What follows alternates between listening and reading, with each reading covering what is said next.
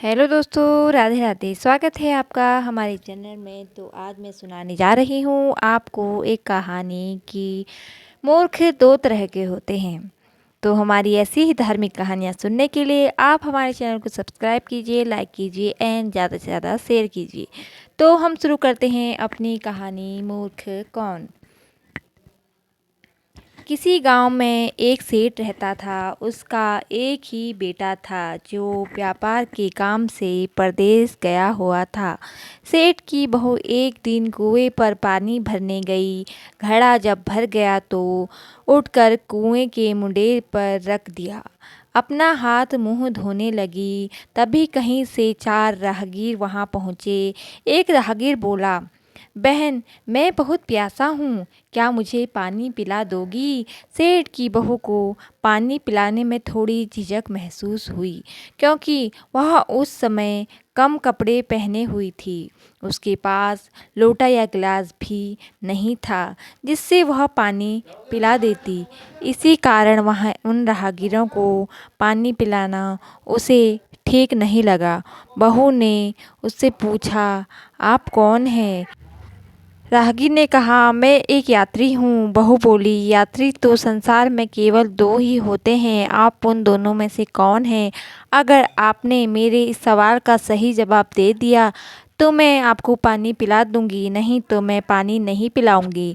बेचारा राहगीर उसकी बात का कोई जवाब नहीं दे पाया। तभी दूसरे राहगीर ने पानी पिलाने की विनती की। बहू ने दूसरे राहगीर से पूछा, अच्छा तो आप बताइए कि आप कौन हैं? दूसरा राहगीर तुरंत बोल उठा, मैं तो एक गरीब आदमी हूँ। सेठ की बहू बोली, भैया, गरीब तो केवल दो ही होते हैं, आप उनमें से कौन हैं? प्रश्न सुनकर दूसरा राहगीर चकरा गया। उसको कोई जवाब नहीं सूझा तो वह चुपचाप हट गया। तीसरा राहगीर बोला, बहन, मुझे बहुत प्यास लगी है, ईश्वर के लिए मुझे पानी पिला दो। बहू ने पूछा, अब आप कौन हैं? तीसरा राहगीर बोला, बहन, मैं तो एक अनपढ़ गंवार हूँ। तब यह सुनकर बहू बोली, अरे भाई, अनपढ़ गंवार तो इस संसार में दो ही हैं, आप उनमें से कौन हैं? बेचारा तीसरा राहगीर भी कुछ बोले बिना रह गया। अंत में चौथा राहगीर आगे आया और बोला, बहन, मेहरबानी करके मुझे पानी पिला दें। प्यासे को पानी पिलाना तो पुण्य का कार्य होता है, तो आप मुझे पानी पिला दीजिए। सेठ की बहू बड़ी ही चतुर और होशियार थी। उसने चौथे राहगीर से पूछा, आप कौन हैं? तो चौथा राहगीर बोला, अपनी खींच छिपाते हुए बोला कि मैं तो बड़ा ही मूर्ख हूँ। बहू ने कहा, मूर्ख तो संसार में केवल दो ही होते हैं, आप उनमें से कौन हैं? वह बेचारा भी उसके प्रश्न का उत्तर नहीं दे सका। चारों पानी पीना पिए ही वहाँ से चले गए। तो बहू बोली, यहाँ से थोड़ी ही दूर में मेरा घर है, आप लोग कृपया वहीं चलिए, मैं आप लोगों को पानी पिला दूंगी। चारों राहगीर उसके घर की तरफ चल पड़े। बहू ने इसी बीच पानी का घड़ा उठाया और छोटे रास्ते से अपने घर पहुंच गई। उसने घड़ा रखा और अपने कपड़े ठीक तरह से पहन लिए। इतने में वे चारों राहगीर उसके घर पहुंच गए। बहू ने उन सभी को गुड़ दिया और पानी पिलाया। पानी पीने के बाद वह राहगीर अपनी राह पर चल पड़े। सेठ उस समय घर में एक तरफ बैठा यह सब देख रहा था।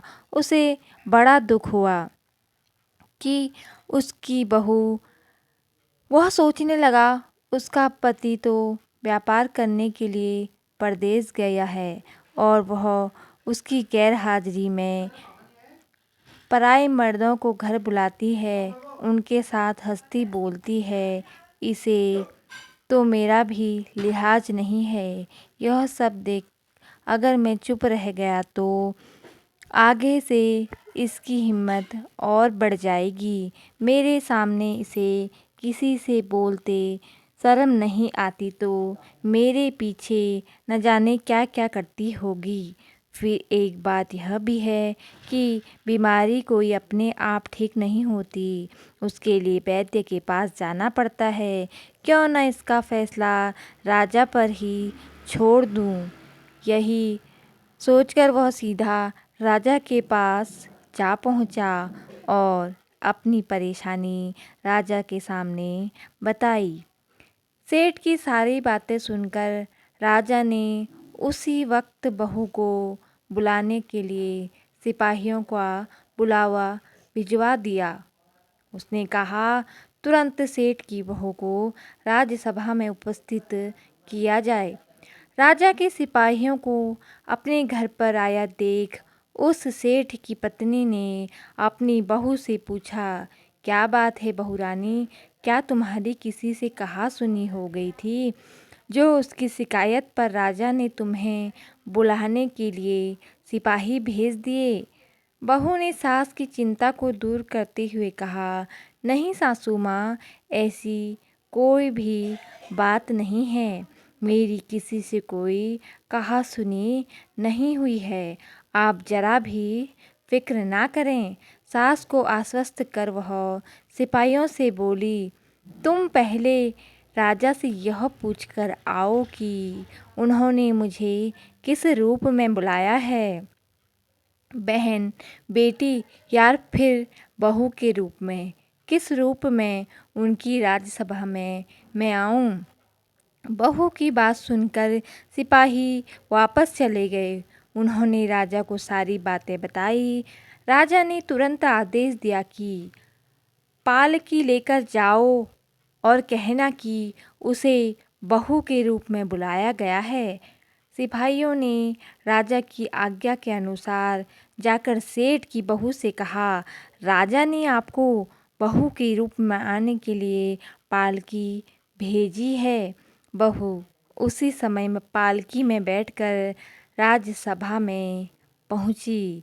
राजा ने बहू से पूछा, तुम दूसरे पुरुष को घर क्यों बुला लाई, जबकि तुम्हारा पति घर पर नहीं है। बहू बोली, महाराज, मैंने तो केवल कर्तव्य का पालन किया है। प्यासे पथिकों को पानी पिलाना कोई अपराध नहीं है, यह हर गृहिणी का कर्तव्य है। जब मैं कुएं पर पानी भरने गई थी तब तन पर मेरे कपड़े अजनबियों के सम्मुख उपस्थित होने के अनुरूप नहीं थे। इसी कारण उन राहगीरों को कुएं पर पानी नहीं पिलाया। उन्हें बड़ी प्यास लगी थी और मैं उन्हें पानी पिलाना चाहती थी, इसलिए उनसे मैंने मुश्किल प्रश्न पूछे और जब वे उनका उत्तर नहीं दे पाए तो उन्हें घर बुला लाई। घर पहुंचकर ही उन्हें पानी पिलाना उचित था। राजा को बहू की बात ठीक लगी। राजा को उन प्रश्नों के बारे में जानने की बड़ी उत्सुकता हुई जो बहू ने 4 राहगीरों से पूछे थे। राजा ने सेठ की बहू से कहा, भला मैं भी तो सुनूं कि वे कौन से प्रश्न थे जिनका उत्तर वे लोग नहीं दे पाए। बहू ने तब वे सभी प्रश्न दोहरा दिए। बहू के प्रश्न सुनकर राजा और सभासद चकित रह गए। फिर राजा ने उनसे कहा, तुम खुद ही इन प्रश्नों के उत्तर दो, हम अब तुमसे यह जानना चाहते हैं। बहू बोली, महाराज, मेरी दृष्टि में केवल प्रश्न का उत्तर है कि संसार में 2 ही यात्री हैं, सूर्य और चंद्रमा। मेरे दूसरे प्रश्न का उत्तर है कि बहू और गाय इस पृथ्वी पर ऐसे 2 प्राणी हैं जो गरीब हैं। अब मैं तीसरे प्रश्न का उत्तर सुनाती हूँ महाराज। हर इंसान के साथ हमेशा अनपढ़ गवारों की तरह जो हमेशा चलते रहते हैं, वे भोजन और पानी।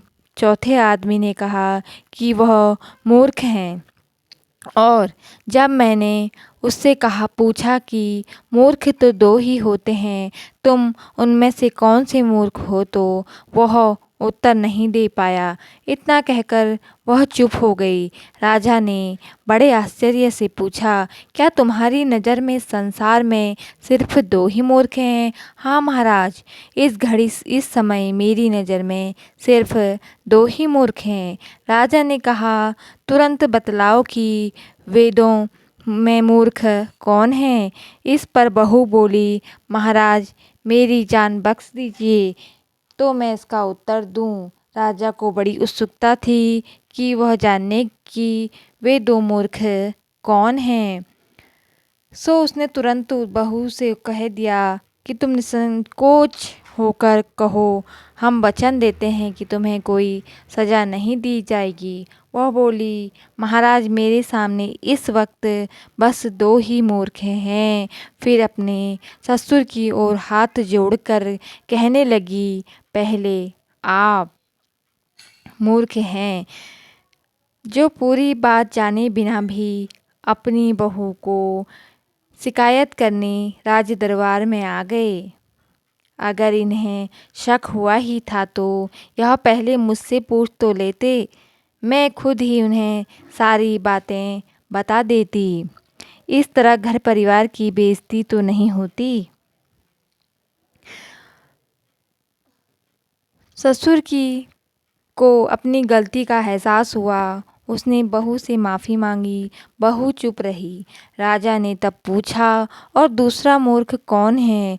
बहू ने कहा, दूसरा मूर्ख खुद इस राज्य का राजा है, जिसने अपनी बहू की मान मर्यादा का जरा भी ख्याल नहीं किया और सोचे समझे बिना बहू को भारी सभा में बुलवा लिया।